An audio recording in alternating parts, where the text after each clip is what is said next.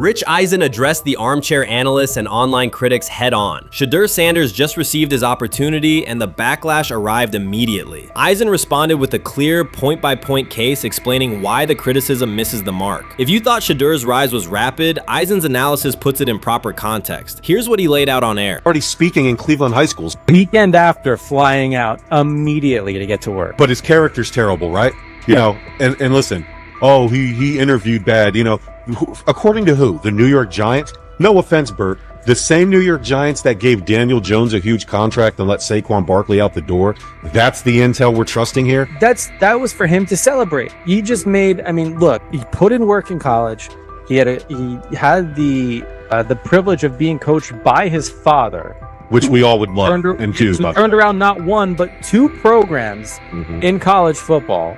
And then literally for any athlete, being drafted at the highest level is a success story in itself. Rich Eisen delivered a direct response to the critics. He addressed the online claims reducing Shedeur Sanders to Deion Sanders' son instead of evaluating him as a quarterback on merit. Eisen challenged those assumptions and refocused the discussion on performance, preparation, and opportunity. Say Kenny Pickett had strained his hamstring. Shedeur, they say his first day in pass, 9 for 9, 2 touchdowns, no interceptions. They were just hating on this young guy. Within minutes, Rich Eisen delivered a structured breakdown, addressing each claim with evidence and dismantling weak narratives through clear analysis. He replaced speculation with data and kept the focus on what matters: decision-making, accuracy, leadership, preparation, and game management. The reality is simple. Shedeur Sanders was not given this opportunity. He earned it through performance and consistency against real competition. He accepted the role, met the standard, and handled the moment with professionalism and urgency. No shortcuts, no favors, just results and readiness. Eisen's point was direct. Evaluate Shedeur on his work, not assumptions, and acknowledge that he has justified the opportunity on the field. I've done it at 2 locations already, so it's simple.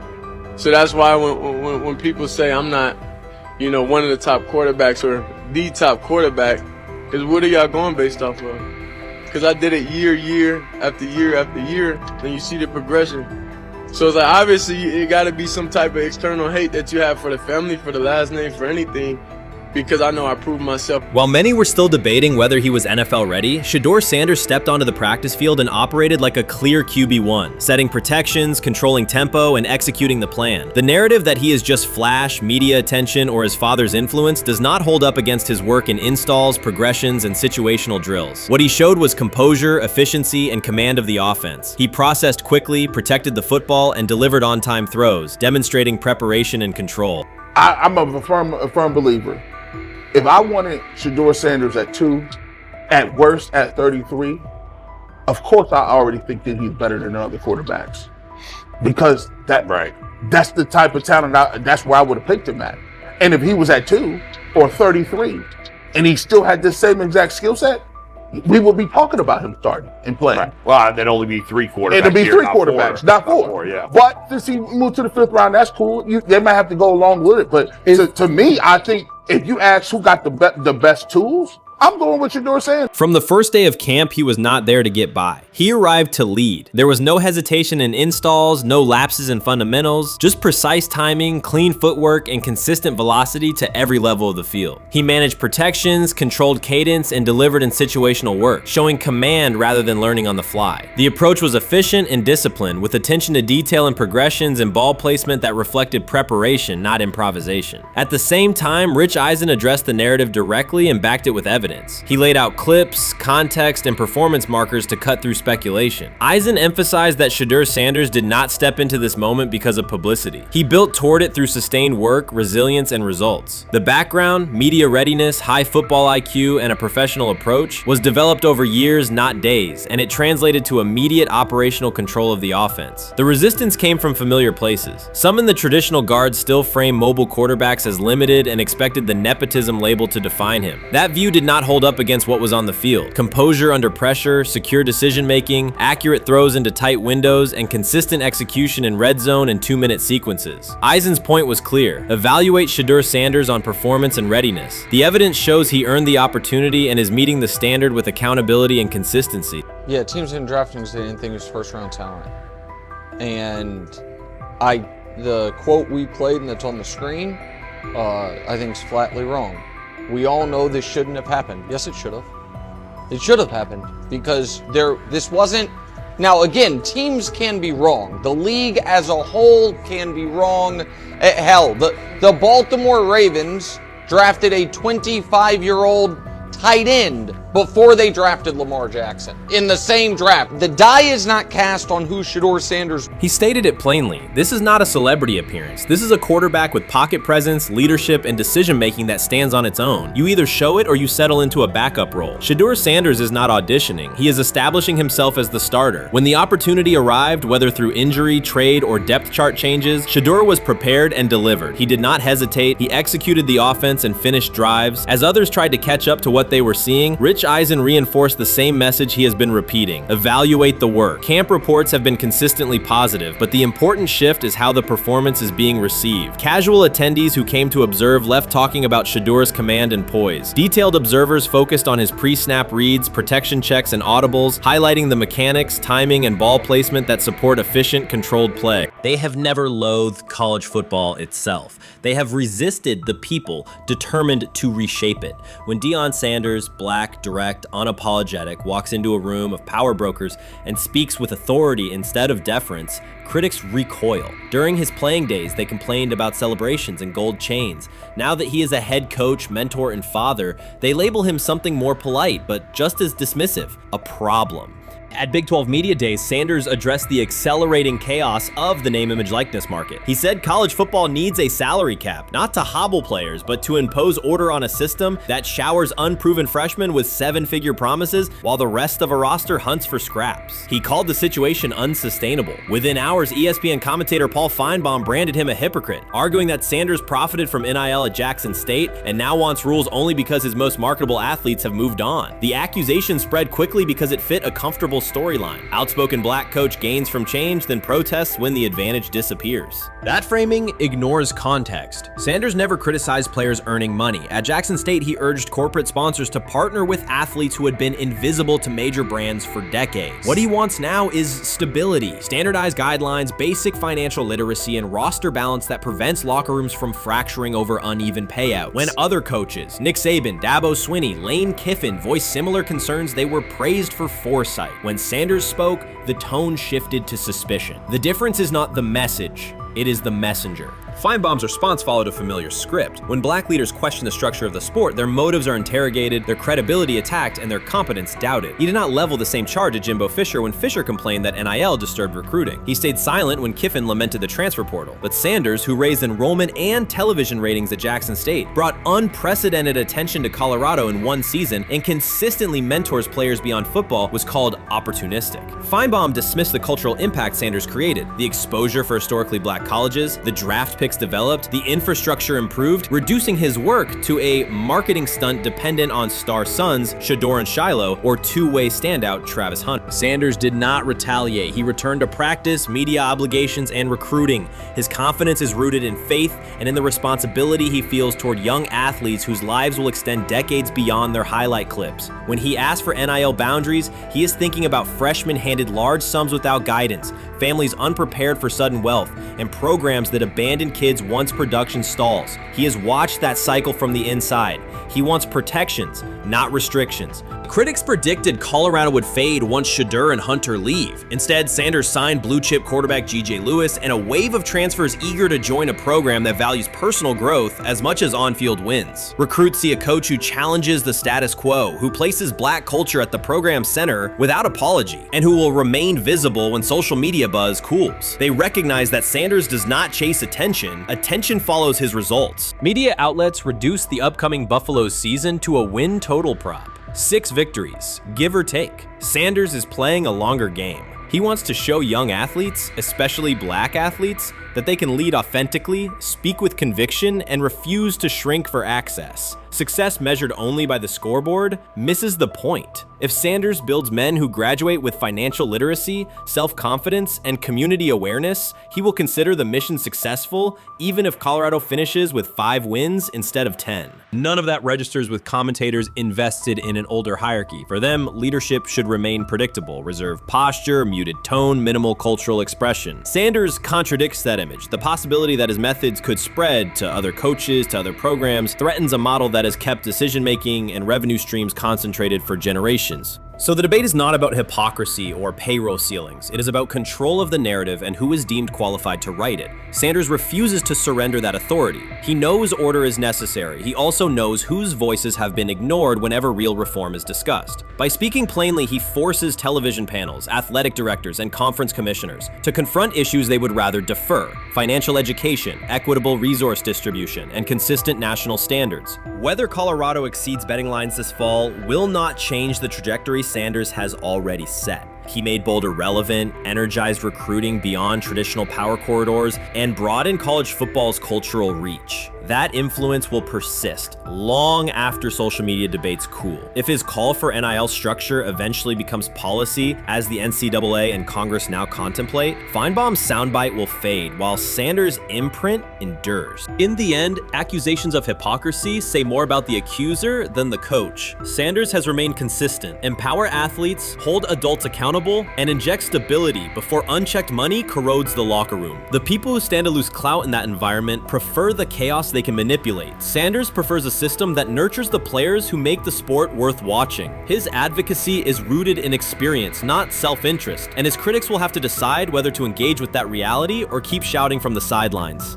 Urban Meyer's roster history underscores the absurdity. Meyer coached Aaron Hernandez, whose off-field crimes are well documented, along with other players entangled in assaults, academic misconduct, and more. Yet Feinbaum singled out Newton, a national champion, Heisman Trophy winner, and NFL MVP, as the worst. This selective condemnation is not new. When Deion Sanders recently suggested implementing an NIL salary cap to restore competitive balance, Feinbaum dismissed the proposal and called Sanders a hypocrite rather than engage with the substance. The pattern repeats. Feinbaum routinely targets Cam Newton, Deion Sanders, Jameis Winston, Lamar Jackson, outspoken black athletes and coaches, while extending grace to figures such as Nick Saban, Kirby Smart, Dabo Swinney, or Tim Tebow under similar circumstances. Newton is no longer content to remain silent while others distort his story. In response, he laid out an accurate chronology, highlighting facts the commentary networks rarely repeat. One long-standing myth is that Newton was expelled from the University of Florida.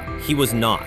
Tim Tebow held the starting job unchallenged, and Meyer had no intention of displacing his star. Like thousands of athletes each year, Newton transferred to find a place where he could play. The move was strategic, not disciplinary. He is with 3-2-2-5-3-17 to transfer to Ann Moorbeck. Meyer was. Critics habitually resurrect the 2008 laptop incident to tarnish Newton's entire career. Newton has acknowledged the mistake, but its relevance is overstated. The incident did not prompt his transfer, nor did it derail his trajectory. After leaving Florida, Newton enrolled at Blinn College, a Texas JUCO powerhouse, and led the Buccaneers to a national championship while posting dominant statistics. That performance earned him the opportunity to transfer to Auburn. At Auburn, Newton produced one of the most extraordinary single seasons in collegiate history. More than 4,000 yards of total offense, 50 combined touchdowns, an SEC title, a national championship, and the Heisman Trophy. Achievement compressed into a single year under intense scrutiny. Even that landmark season is recast by Feinbaum as a cautionary tale. He claims Newton ignored head coach Gene Chizik by diving for a goal line touchdown when told to kneel, jeopardizing the game. In reality, Newton explained that the decision was a collective adjustment made in the huddle after reading the defense, while Auburn still held timeouts. The Tigers maintained control and secured the championship. Portraying that moment as reckless serves to recast Newton's success as selfishness rather than leadership. Feinbaum's approach to Sanders reflects the same dynamic. When Sanders urged a structured NIL ceiling to protect athletes and stabilize rosters, Feinbaum immediately labeled him hypocritical. Yet when Saban or Swinney voice identical concerns, Feinbaum frames them as thoughtful guardians of the sport. The inconsistency reveals that the determining factor is not the argument but the identity of the speaker. Unapologetic black leaders who control their narratives, challenge entrenched hierarchies, and Feinbaum's commentary often functions as a check on that influence.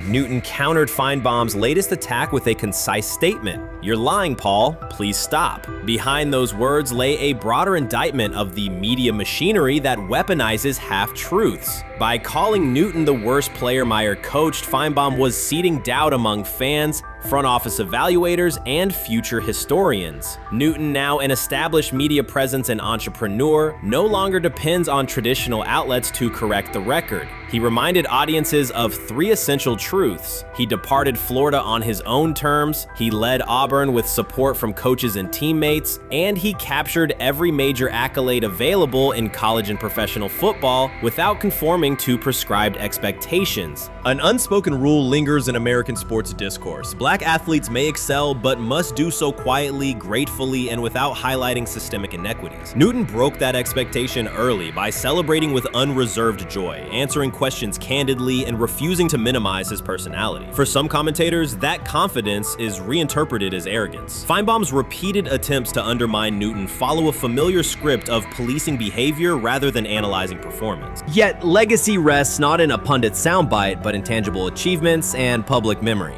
Newton's resume, Heisman winner, national champion, NFL MVP, speaks for itself. Millions of fans witnessed his impact on Saturdays and Sundays. Countless young quarterbacks saw someone who looked like them redefine the position's possibilities. The same is true for Sanders, whose player-first coaching philosophy and media savvy continue to influence college football's direction. Feinbaum's commentary cannot erase these realities. Newton, Sanders, Winston, Jackson, and others have already secured their places in football history. By publicly confronting misinformation, Newton set a precedent for athletes who now possess the platforms and technology to present their stories unfiltered. The microphone no longer belongs exclusively to legacy broadcasters. Newton holds it now, and he intends to keep it.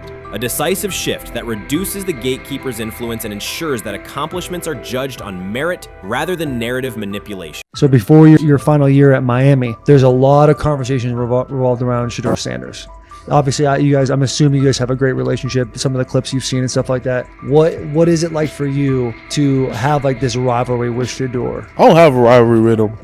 That's my boy. So at the end of the day, this whole process, we thought me and him were going to be 1 and 2 the whole time. Whether he's 1, I'm 2, whether I'm 1, he's 2. And so that's just always been, our mindset. It didn't go that way. I thought he was one of the better quarterbacks in the draft as well, even throughout college. A lot of stuff out there on him ain't really, the truth, just because they spin it different ways. Like they spin stuff about me different ways. But I mean, when he gets his chance, become a starter, I know he's gonna make the most of it, and I'm ready to get back to work with him. After the season, talk some more stuff to him. Cam Ward directly challenged the uneven standards applied to Shedeur Sanders, calling them inconsistent and unfair. By insisting that performance, not politics, guide evaluation, he shifted the discussion from one player to a league-wide problem. Sanders' treatment now serves as a test of how the NFL supports and evaluates emerging quarterbacks. I feel a special relationship with him, especially me. First getting to know him 5 years ago when I started working with him. But it did surprise me because he's a good quarterback. It doesn't get a lot of credit that he deserves.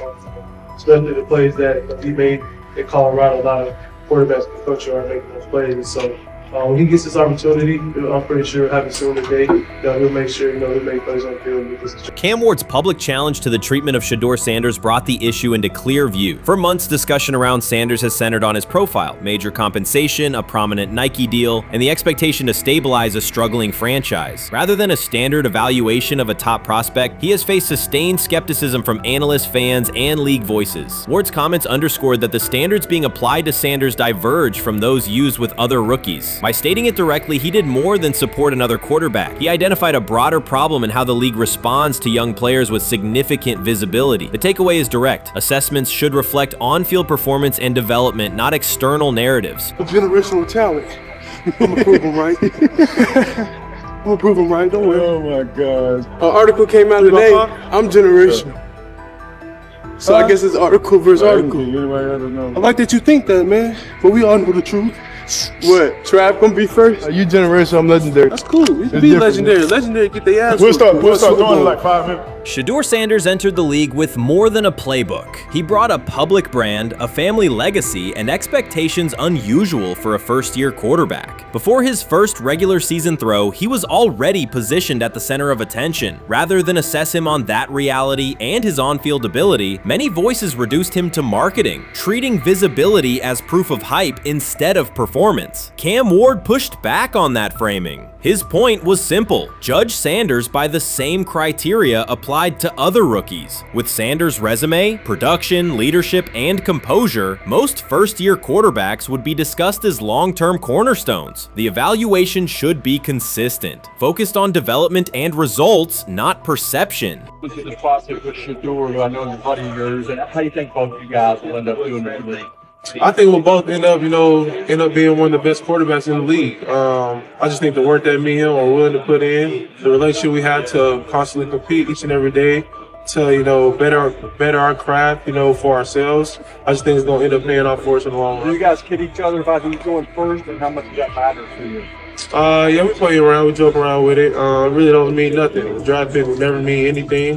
At the end of the day, you got to show whether you can prove each and every Sunday. You can't just do it 1 year. Disrespect shows up in two patterns. First, Shedeur Sanders is repeatedly framed through his father, Deion Sanders, as if lineage erases his own work. Discussion drifts to pedigree instead of what the film shows. Second, his visibility is treated with suspicion. His audience reach, partnerships, and ability to lift ratings are labeled hype rather than recognized as value. Instead of acknowledging that he drives demand and expands the stage for his team, critics call it an unfair edge. The result is a skewed evaluation. Star power is held against him while on-field production gets pushed aside. The standard should be consistent. Assess the tape and the development, not the last name or the attention it brings. Well, Ward were microfacts. Cam Ward's remarks went beyond defending Shedeur Sanders. They confronted how the league manages star power. The reality is simple. The NFL markets visibility, but resists it when a player doesn't follow the expected script. Rookies are supposed to be quiet, deferential, and grateful for limited leverage. Sanders arrived with leverage, brand reach, major endorsements, and confidence. And that presence was recast as entitlement. Instead of treating those factors as earned advantages, much of the commentary used them to diminish him. Ward called out that contradiction. The same influence the league sells to audiences is criticized when a young player exercises it. His point is a standards problem, not a personality dispute. Evaluate Sanders on his preparation, leadership, and results. Don't penalize him for having a platform or for using the leverage that the modern NFL itself helps create. Now it sounds like the Cleveland Browns are going to all but imprison Shedeur Sanders in the football sense of a very talented rookie quarterback who obviously needs reps, needs an opportunity, and who now, barring some miraculous luck, will not get the opportunity to play in a single real game. I'm sure many around the NFL are celebrating as we speak. They are chuckling about this. Many in the NFL wanted to teach Shedeur and his daddy. Cleveland became the center of the conversation. With Shedeur Sanders attached to a major Nike partnership, the expectation was straightforward. He should be given real game reps. The Browns instead leaned on Joe Flacco as the default choice, treating stability as the safer path while sidelining a quarterback with clear cultural and commercial pull. Each week Sanders didn't see the field, scrutiny grew. Commentary questioned the value of his contract environment and relevance, and fan debate shifted from development to doubt. That wasn't measured evaluation. It was a delay framed as prudence that eroded confidence in the process. Cam Ward reset the terms of the debate. He pointed to an uneven standard. When veterans or other young players secure significant endorsements, it's considered smart business. When Sanders does it at scale, it's recast as ego or hype.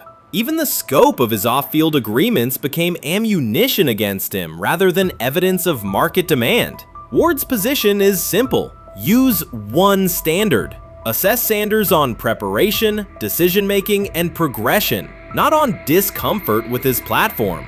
Treat visibility as an asset, not a disqualifier. The issue isn't attitude or branding, it's the consistency of the evaluation. Ward called it directly. The treatment has been unequal, and it should be corrected by aligning opportunity with performance criteria. Fans need to recognize there's not a team in the league he'd start for. Not one. That's not ridiculous, that's not unfair, that's not a vast conspiracy. Shedeur Sanders fans are Angel Reese fans. They're just fair weather fans who don't really give a fuck about the sport. Most of them are just Dion fucking groupies that followed him when he went to fucking Colorado, just like Angel Reese's fans had never watched basketball prior to her playing at LSU, and they followed her to the WNBA and don't know shit about the sport.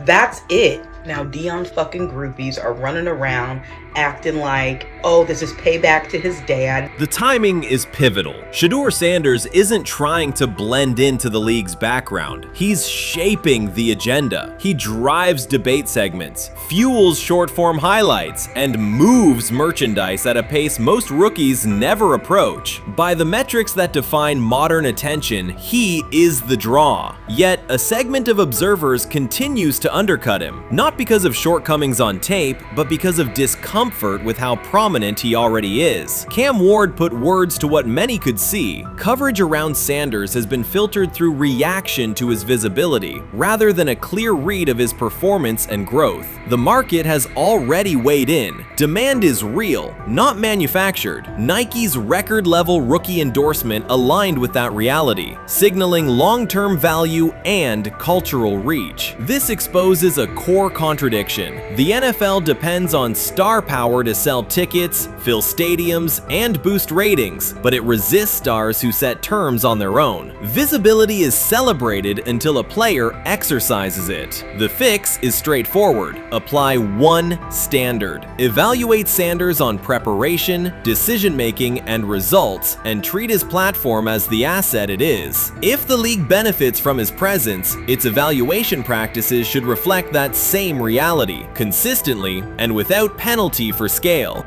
Shedeur Sanders does not depend on league promotion. He established his platform before the NFL and continues to expand it on his own terms. That autonomy challenges the status quo. Cam Ward's support was more than a defense of a teammate. It was a warning that if the league holds to outdated expectations, it risks falling behind the very players who drive audience attention and revenue. Claims that Sanders lacks real popularity ignore measurable facts. A large, active following, consistent merchandise demand, and sustained coverage across major outlets. Doubts about his standing as a quarterback overlook his college production and growth indicators. The pattern is familiar. Efforts to minimize him increase his reach. Each skeptical headline widens the spotlight, and each dismissive take creates more engagement. You cannot reduce a player built for visibility by arguing he should be less visible. The practical outcome is the opposite. Scrutiny becomes signal. Sanders is not merely enduring criticism, he is turning it into momentum, converting attention into leverage on and off the field. They say training camp decides depth charts, but Shedeur Sanders began fighting for his job long before he will step inside the Browns facility. While most first-year players squeezed in one last vacation, he slipped onto a private field in Texas, strapped on Cleveland's helmet and shoulder pads, pulled a fresh number 2 jersey over his chest, and started rifling timing routes as if it were the opening drive of week 1. No cameras, no hype track, no product placement, just sweat, cadence, and ball placement. A rookie does not rehearse in full game gear unless he already envisions himself commanding the huddle. Plenty of observers shrug that clip off. They insist the 5th rounder, quote, isn't ready, cling to depth chart conventions, or whisper that the name across his shoulders did most of the talking on draft day. Maybe it is the Dion connection, maybe it is a preference for prospects who blend quietly into the background, or maybe the league's gatekeepers fear the possibility that the kid is better than the quarterbacks they have spent months promoting. Whatever the motive, the countdown has started, and video rarely lies. Shedeur Sanders is not preparing to arrive. He is preparing to lead.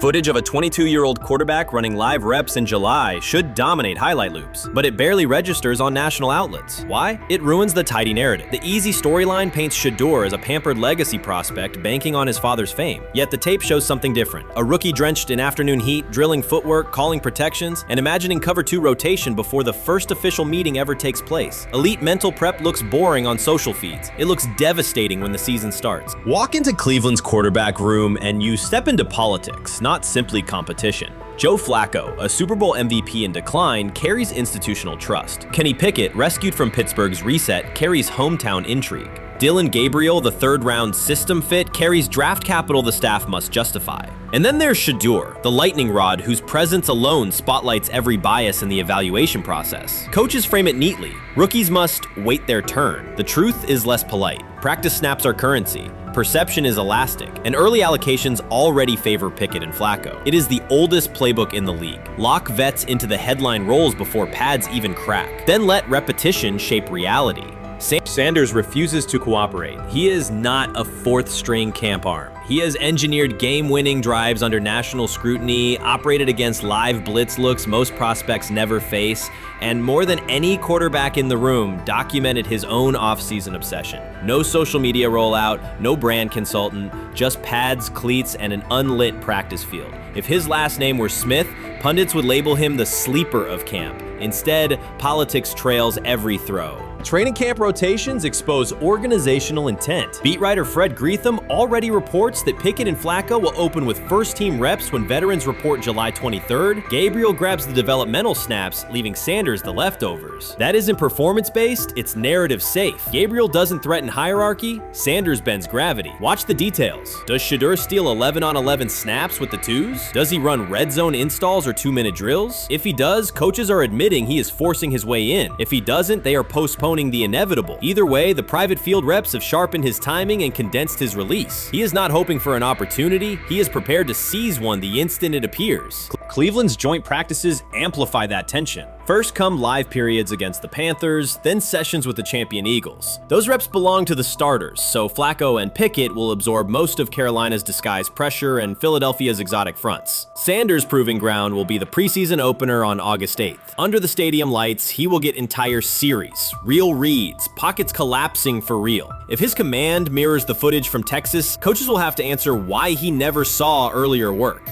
Reps are scarce. 10 padded practices separate veteran arrival from game 1. Even an even split, something that never happens, would hardly suffice. Instead, the staff will funnel snaps toward the comfortable choices. That strategy can bury a rookie, but it can also spark an eruption when limited opportunities turn into highlight drives. One flawless touchdown march in the second half of a preseason game, and the dog pound will chant his name. Then the staff's narrative control evaporates. Criticism of Sanders has never matched the scrutiny applied to his peers. Analysts nitpick a ball pat, a foot angle, a pump fake, Pickett's inconsistency, Flacco's diminishing velocity, Gabriel's college system crutches. Discuss politely, if at all. With Shedeur, the critiques arrive as coded doubts. Does he rely on the family brand?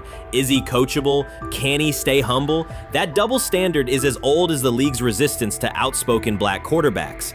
Add Deion's unapologetic persona, and each Sanders rep becomes a referendum on establishment comfort levels. Shedeur answers not with rebuttals, but with work. Work captured in silent footage more deafening than any debate show monologue.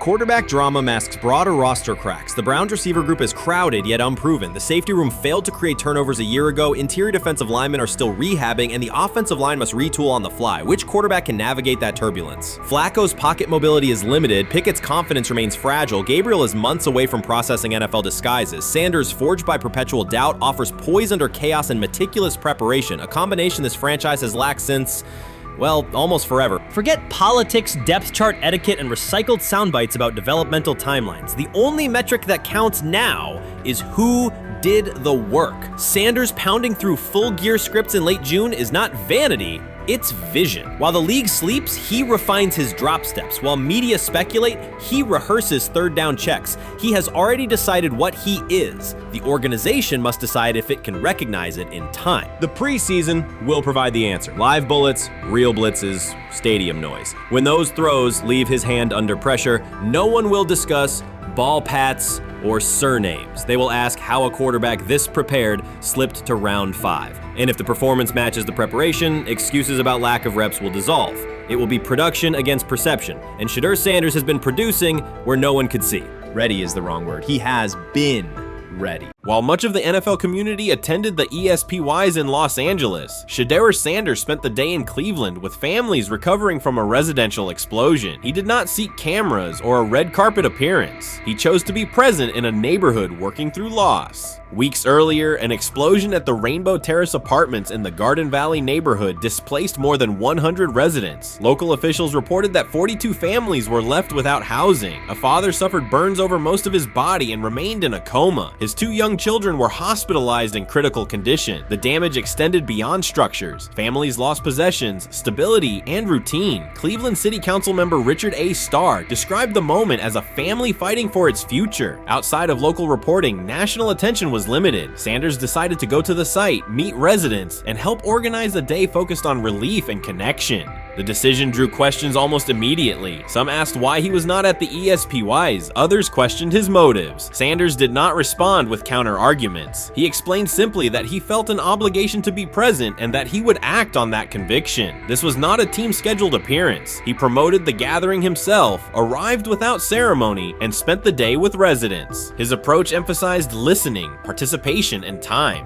The event, which he called the Garden Valley Fun Fest, brought a large turnout over several hours. The purpose was straightforward: create space for families to reconnect and for children to play, even as recovery work continued. Sanders threw passes with kids on the blacktop, joined in games, and spoke with parents and grandparents about what they were facing next. He moved through the apartment complex and common areas with minimal staff support. Browns defensive lineman Michael Hall Jr. attended and interacted with residents as well. There were no speeches or staged moments. The focus remained on residents and their needs. Questions about visibility persisted as photos and short clips circulated online. Some criticism framed the visit as a substitute for a higher profile appearance in Los Angeles. Sanders kept to the same message. The priority was to support a neighborhood coping with displacement and uncertainty. He did not present the choice as a protest of any event. He presented it as the correct use of his day. When local media asked about his intent, Sanders said his goal was to provide families with a day of enjoyment and a reminder of community. He added that financial support can help, but that showing up in person also matters. Standing with people, listening to them directly, and offering time. The statement matched the structure of the day. He stayed on site, remained accessible, and left the focus on residents rather than on himself. The timeline mattered to him as training camp approached. Sanders did not connect the visit to his role on the depth chart or his draft position. He kept references to football confined to preparation, learning the playbook, protections, cadence, and timing, seeking guidance from veterans, including Joe Flacco, and staying ready for opportunities when they come. He has repeated that he has time to grow and intends to use it to learn the system and earn trust. The visit did not alter those priorities. He returned to his regular schedule the next day.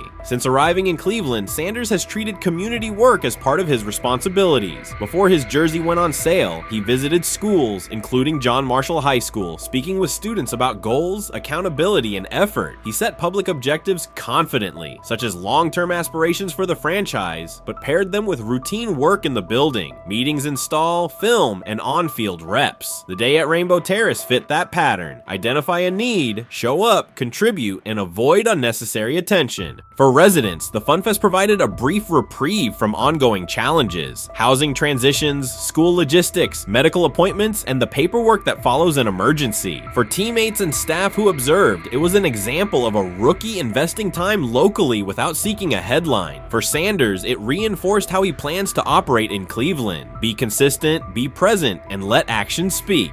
The setting at Rainbow Terrace underscored the scale of recovery ahead.